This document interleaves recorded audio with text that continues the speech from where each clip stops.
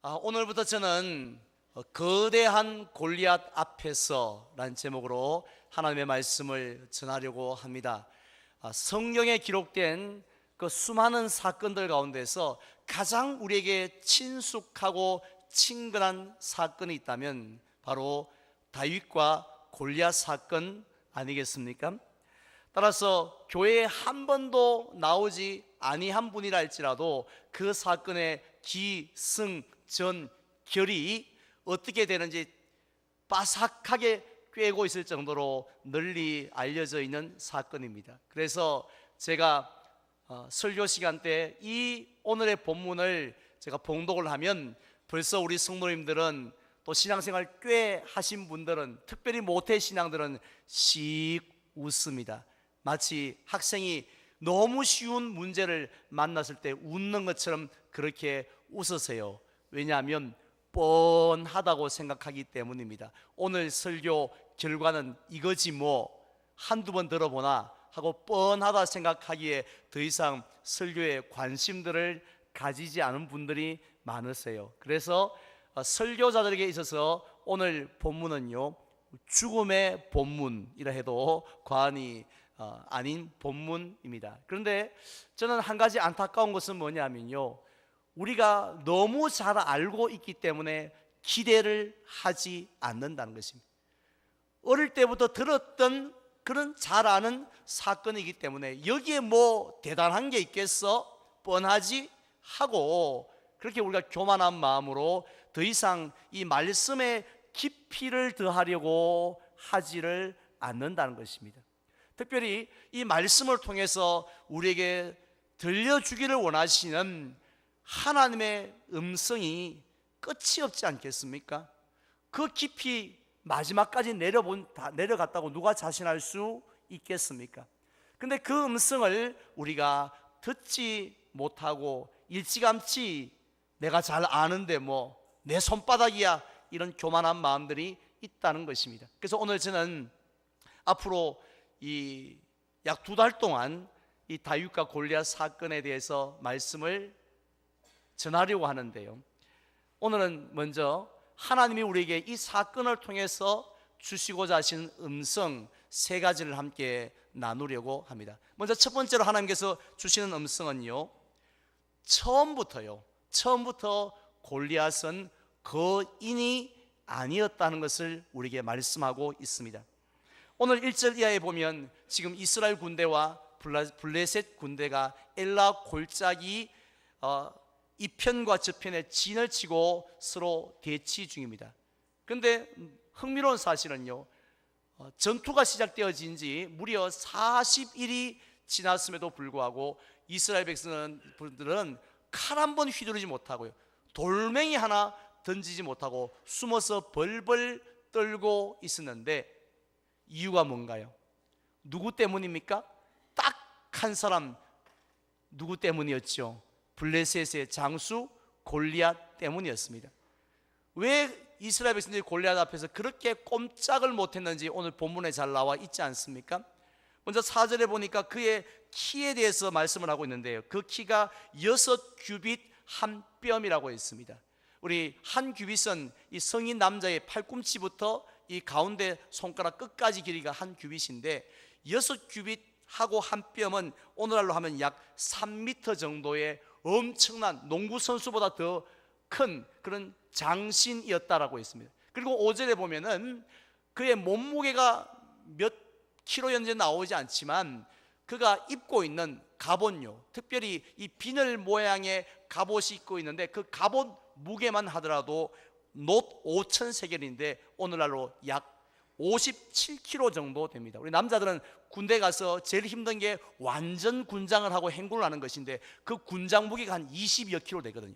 20여 킬로 그 건장한 청년들이 메고 가도 픽픽 쓰러지는데 입고 있는 그냥 이 갑옷만, 투구는 제하고 갑옷만 해도 57kg였으니까 대충은 상상이 되지 않겠습니까? 되지 않습니까? 그의 팔뚝이 얼마나 굵은지, 그의 허벅지가 얼마나 굵은지, 알통이 얼마나 불룩불룩 튀어나오는지 충분히 상상이 되시는 줄 압니다. 게다가 그가 잡고 있는 창자루는 얼마나 두꺼운지 배틀채처럼 그렇게 굵었다라고 했습니다. 한마디로 이 골리앗을 보는 순간, 처음 들을 때는 뭐 골리앗 온단다 할 때 뭐 하고 그냥 대충 생각, 그냥 거인이 그렇겠지 생각했는데, 막상 3m의 그 엄청난 거구를 보는 순간 입이 쩍 벌어진 거죠.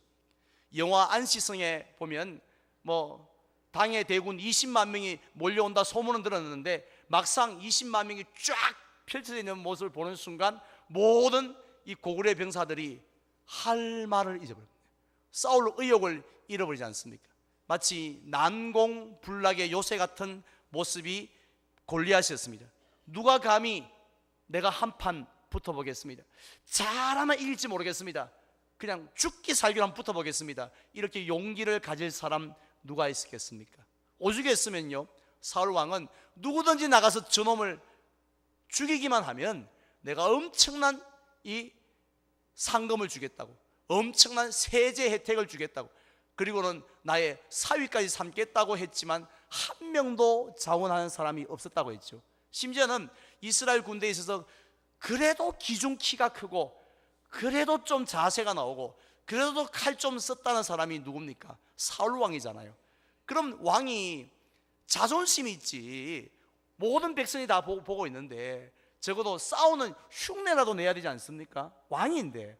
그런데 싸우는 흉내조차도 내가 나왔다 와 이렇게 이 정도 하면 큰 소리라도 좀 해볼 만한데, 그러지 않은 걸 볼 때 이 골리앗이 얼마나 대단했는가 상상할 수 있습니다. 그런데 우리가 상식적으로 생각해 본다면요, 그 골리앗도 하늘에서 뚝 떨어졌습니까? 어머니 뱃속에서 태어났을 거 아니에요. 처음 태어났을 때에 그의 키가 처음부터 3m였을까요? 아이고 애가 혹시 키가 크네 한번 재보니까 아이고 3m나 되네요. 아가 와 이래 튼실한 한번 재보자 했는데 막 재보니까 막 57kg를 맬 수 있는 그런 엄청난 거구로 태어났겠습니까?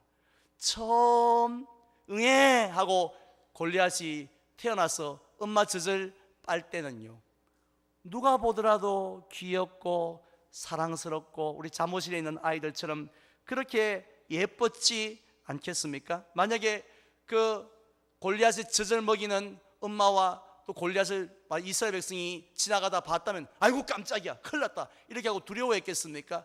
아이고 저 까늘란데 뭐 얼란데 뭐 이렇게 생각하고 눈 하나 깜짝하지 않고 두려워하지 않았을 것 같습니다. 그런데 지금은 어떻습니까? 세월이 지나자 눈 하나 깜짝하지 않았던 그 아기 골리앗이 자라서 괴물이 되어서 이스라엘 백성 앞에 나타나 있습니다. 숨도 제대로 못 쉬게 할 정도의 한 민족을 그냥 완전히 소멸시켜버릴 그러한 기세를 가지고 이스라엘 백성 앞에 나타났다는 것입니다. 이것이 우리에게 무엇을 말씀하고 있습니까? 저와 여러분들 앞에 서 있는 그 골리앗도 마찬가지라는 것입니다. 지금 우리 성도님들 가운데 골리앗 앞에 서 있지 않는 분 없습니다.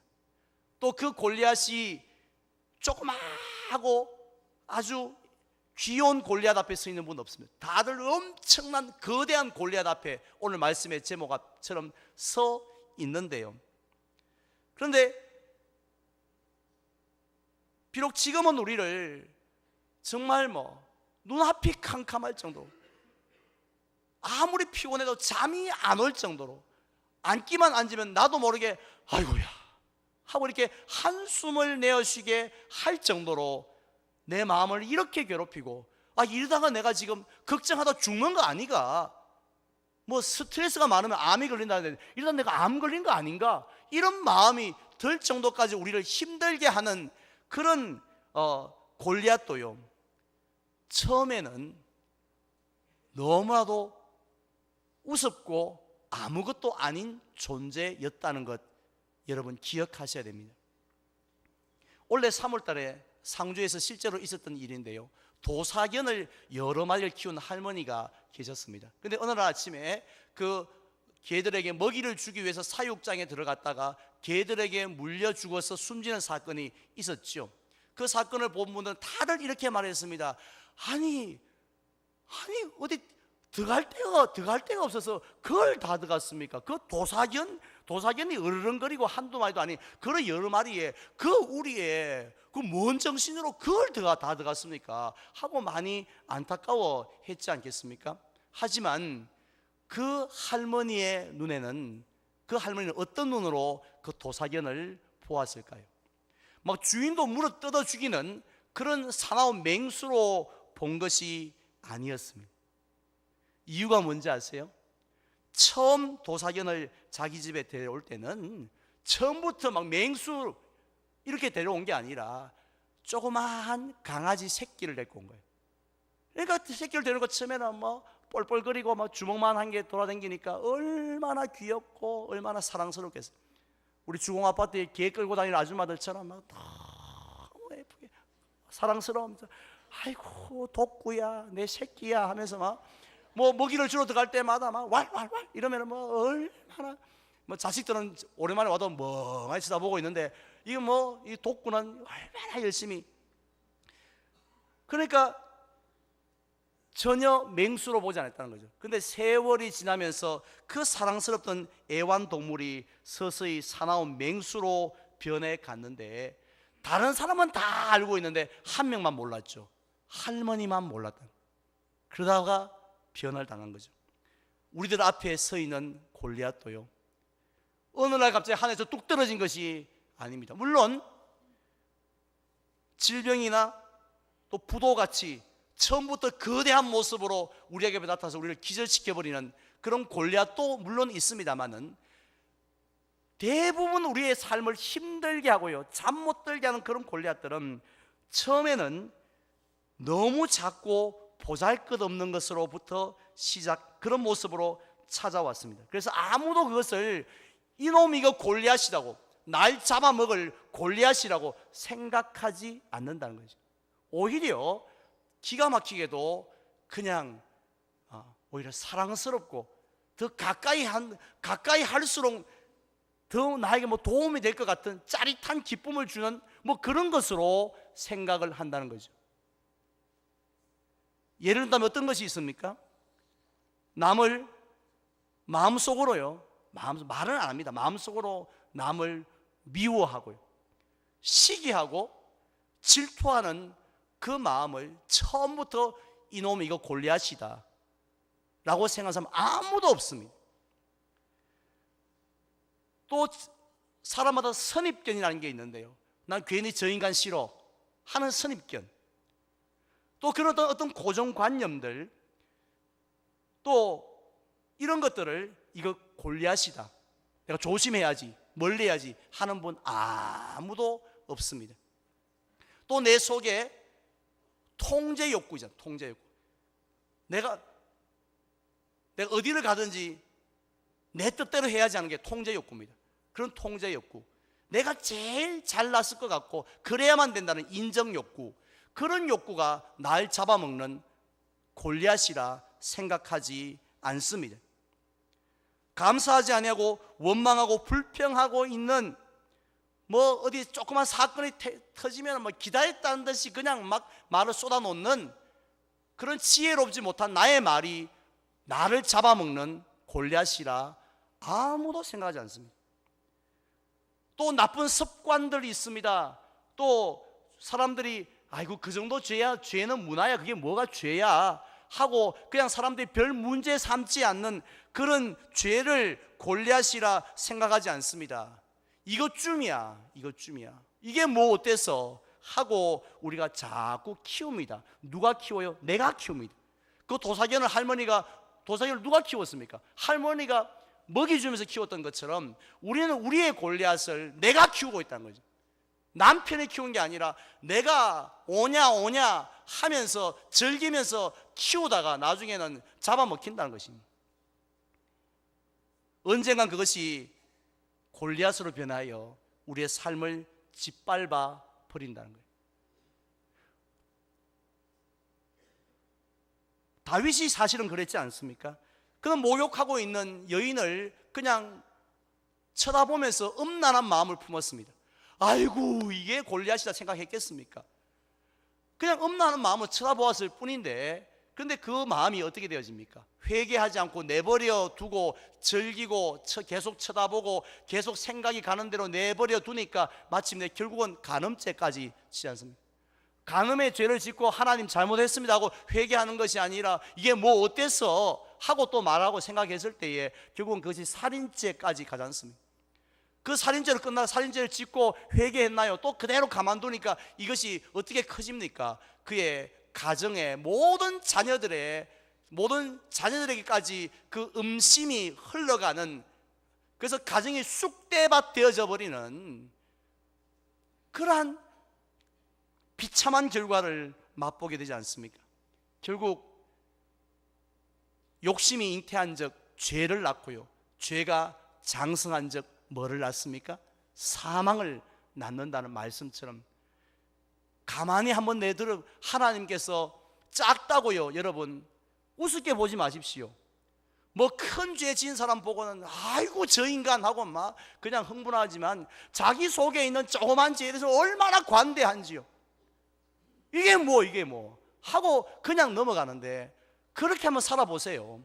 결국은 그것이 자신으로 하여금 잠 못 들게 합니다. 그것이 결국은 가정의 평화를 깨트리고 만다는 것이에요. 따라서 우리에게 너무 친숙한 이 말씀이지만 내게 골리앗이 자라고 있지 않는지, 아니 내가 그 골리앗을 직접 키우고 양육하고 특별 훈련시키고 있는 것이 없는지, 그러고 있지 않는지 자신의 모습, 자신의 마음, 말, 행동을 한번 살펴보시기를 바랍니다. 이것이 하나님의 첫 번째 음성이에요. 두 번째 음성은 화면 보실까요? 처음부터 이스라엘은 비참하지 않았다라는 것입니다. 참 중요한 저는 음성이라 생각하는데요, 오늘 본문 11절 말씀 한번 보시기 바랍니다. 사울과 온 이스라엘이 블레셋 사람의 이 말을 듣고 자 어떻게 했다고 했습니까? 놀라 크게 두려워하니라고 했습니다. 지금 골리앗이 나왔어요. 무려 40일 동안이나 큰 소리로 뭘 합니까? 이스라엘 백성들을 그냥 단순히 약올라 올리는 정도가 아니라 모욕하죠. 나 하나 감당 못하는 이런 겁쟁이들이라고 모욕을 하는데 어디 거기뿐입니까?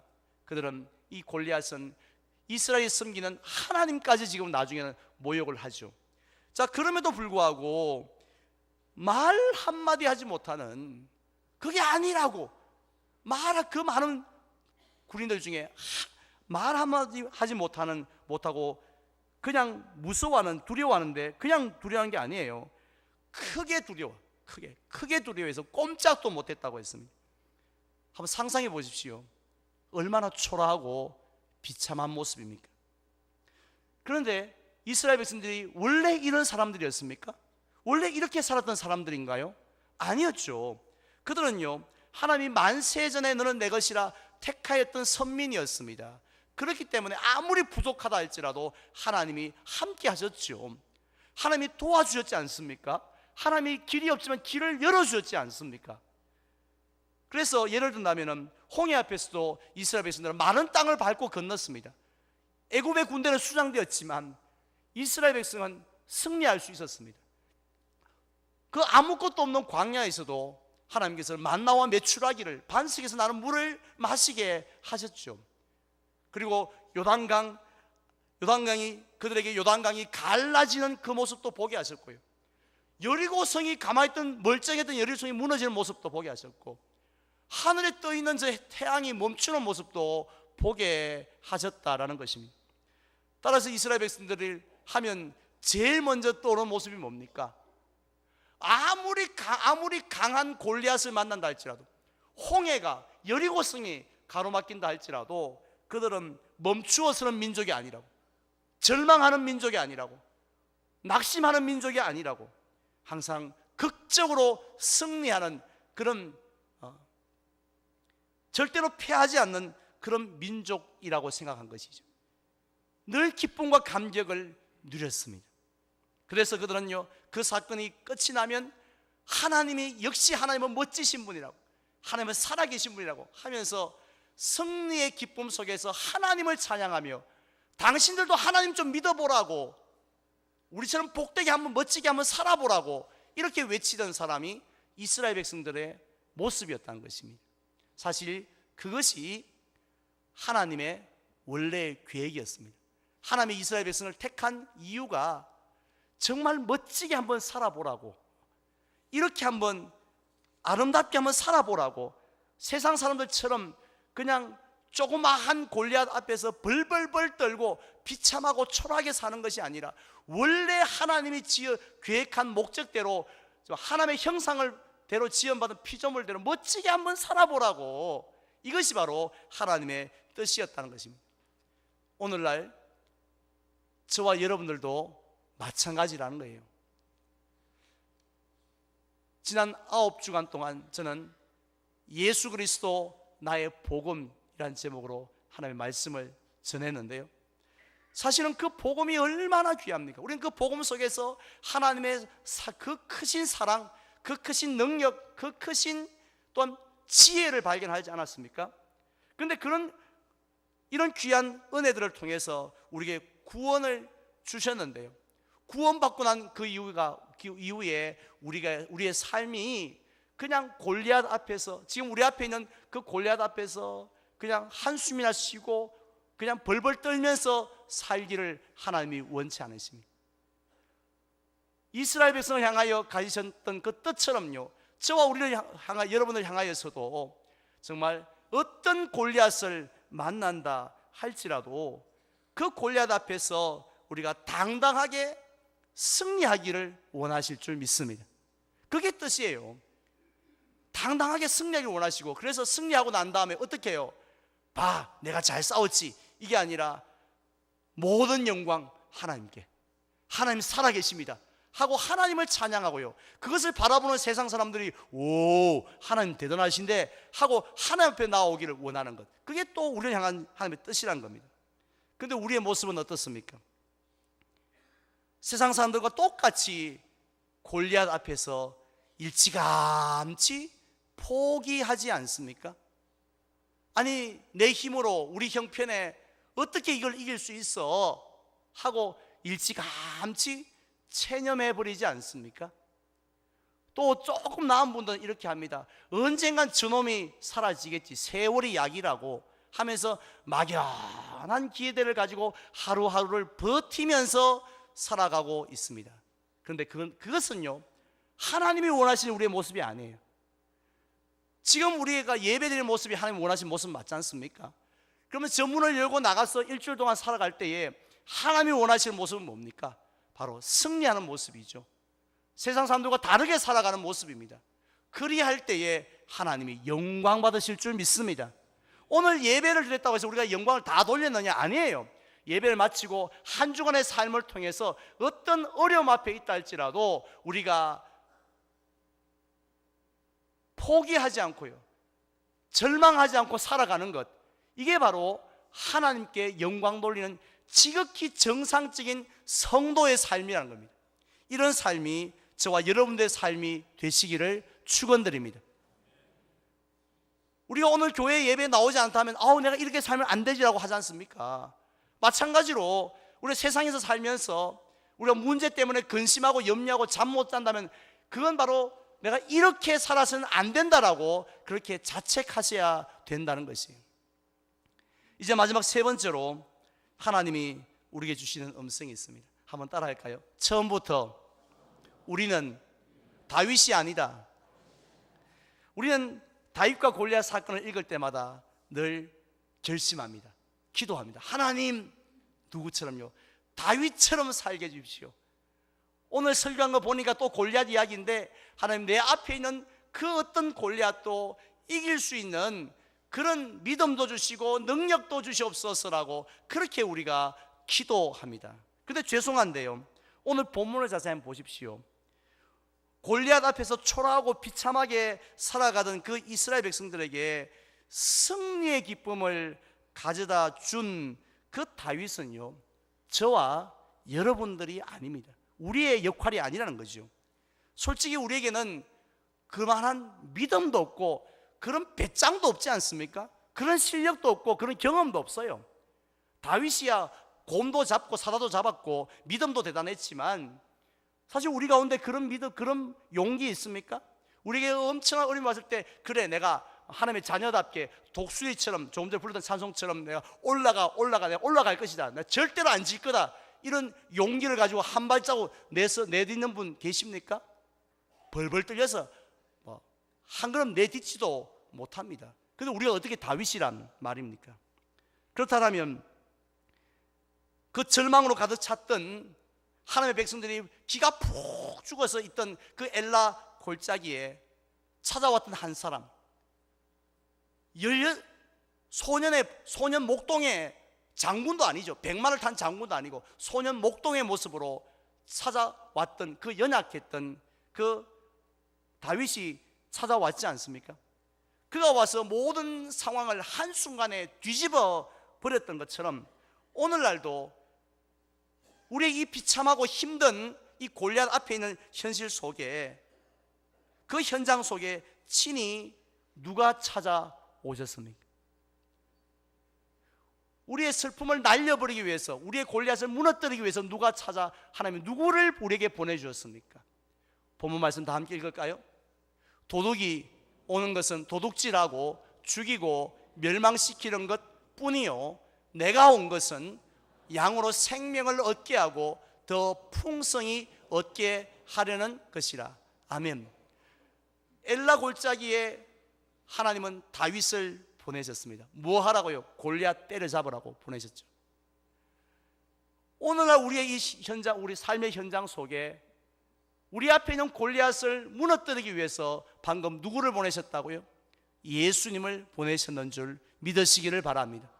예수님이 이 땅에 구경하러 왔습니까? 두 가지 목적 때문에 오셨다고 했죠. 하나는 뭡니까? 생명을 얻게 하기 위함이라고 했는데, 예수님이 십자가에 달려 죽으실 때에 죄악 덩어리인 우리의 옛 사람도 함께 못 박혀 죽게 하셨습니다. 그리고 또 예수님이 부활하실 때에 우리도 새로운 피조물로 다시 태어나게 하셨습니다. 이게 첫 번째 목적이었다는 거죠. 두 번째는 뭡니까?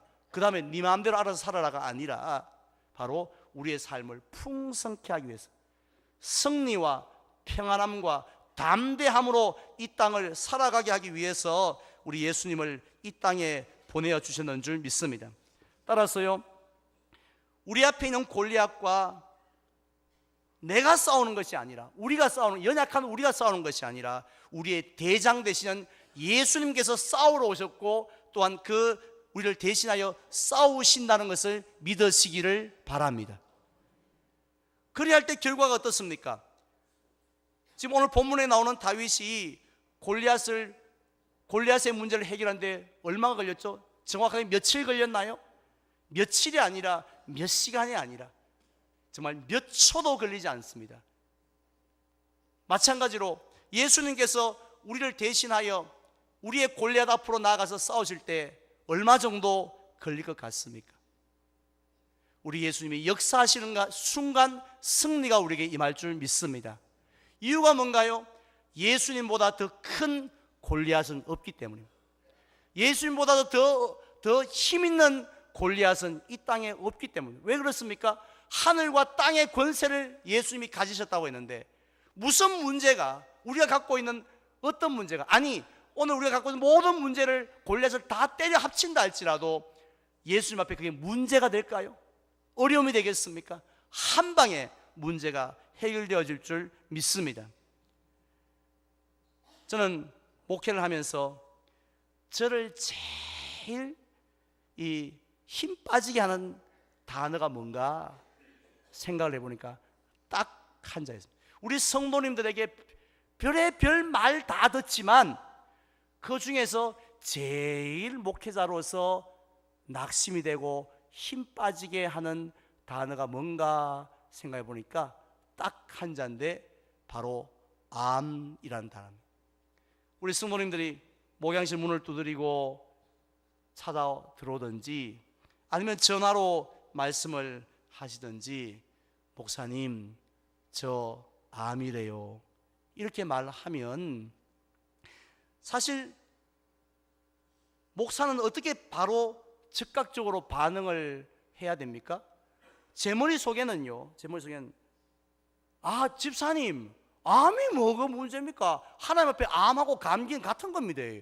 감기도 하나님 앞에 감기나 암이나 다를 게 뭐 있습니까? 하나님이 함께 하십니다. 하나님은 전능하사 천지를 만드신 하나님 안 믿습니까? 믿으면 아멘 하이소. 아멘. 됐습니다. 가이소. 이렇게 말해야 되지 않습니까? 뭐 염려합니까? 뭐 걱정합니까? 해야 되는데 머리는 그런데요, 실제로 누가 오셔서 저 암입니다 하면 제가 말을 못합니다. 이유가 뭐냐면 저는 사실은 암을 걸려보지 않았어요. 그래서 그분의 심정을 뭐 안다고 감히 말할 수 없어요. 하지만 워낙 많은 그런 환자들을 많이 만났고 함께 아파했고 함께 그 과정을 지내왔기 때문에, 따라서 그게 얼마나 험한 길인가는 압니다. 얼마나 힘든 길인가는 제가 조금은 압니다. 그래서 제가 볼 때 다른 분도 모르고 이분이라면 그 길을 갈 수 있을까? 이 암이라는 골리앗 앞에서 한 걸음 한 걸음 담대하게 나아갈 수 있을까 싶을 때, 제가 전혀 모르는, 제가 어제그제 부임한 목사라면 모르겠습니다만은, 제가 함께 우리가 지내오면서 너무 힘들 것 같은데 견뎌낼 수 있을까? 이러다가 진짜 하나님이 없다고 막 원망하고 불평하고 떠나면 어떨까? 이런 마음까지도 순간적 드는데, 놀라운 사실은요, 제 앞에서 그런 말씀 하시는 분들마다 하는 말씀이 있습니다. 뭐냐면, 목사님 너무 걱정하지 마세요.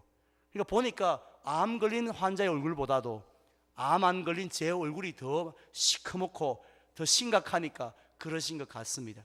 그러면서 오히려 저를 위로하시면서 마음이 편안합니다 라는 말씀들을 하세요. 마음이 편안합니다. 왜 편안합니까? 요즘 의술이 좋아서 그런가요? 왜 편안합니까? 그분의 기질이 워낙 강해가 그런 겁니까? 바로 우리 앞에 서 있는, 내 앞에서 나는 싸워 이길 수 없지만 나를 대신하여 싸우신 우리의 대장 되신 예수 그리스도를 바라보았기 때문인 줄 믿습니다. 그분은 좀 싸우다가 힘들면 치 아프라고 도망가는 그런 분이 아니라 죽기까지 우리를 사랑하신 분이잖아요. 죽기까지. 그분이 하늘과 땅의 권세를 가지고 우리를 위해 싸우고 계신다고 생각하니 암도 감기보다 더 우습게 보였는 줄 믿습니다. 그것이 여러분의 삶이 되시기를 축원을 드립니다. 이제 저는 말씀을 맺겠습니다. 다윗과 골리앗 사건은 우리에게 너무도 잘 알려진 사건입니다. 하지만 우리는 너무 친숙하기 때문에 더 이상 그 말씀의 은혜 속에 귀를 기울이지 않습니다. 하지만 하나님은 오늘 첫 번째 시간으로 세 가지 음성 들려주셨습니다. 처음부터 골리앗은 뭐가 아니었다고요? 거인이 아니었습니다. 일찍 해결하십시오. 작다고 넘어가지 마십시오. 나중에 크게 후회하십니다. 두 번째 음성이 뭡니까? 처음부터 이스라엘은 비참하지 않았습니다. 하나님의 오리지널 디자인은 주를 앙모하는 자 올라가 독수일처럼 살아가는 것인 줄 믿습니다.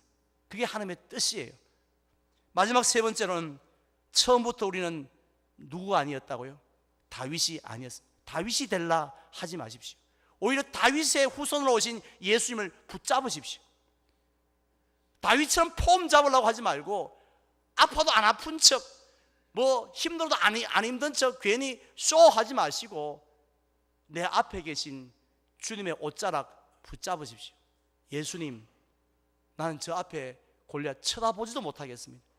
그러니 내 앞에서 나를 이끌어 주세요 하고 주님 매달려 보시기를 바랍니다. 그리하면 어느새 우리가 승리의 자리, 영광의 자리에 서게 될 줄 믿습니다. 그런 저와 여러분 되시기를 주님의 이름으로 축원을 드립니다.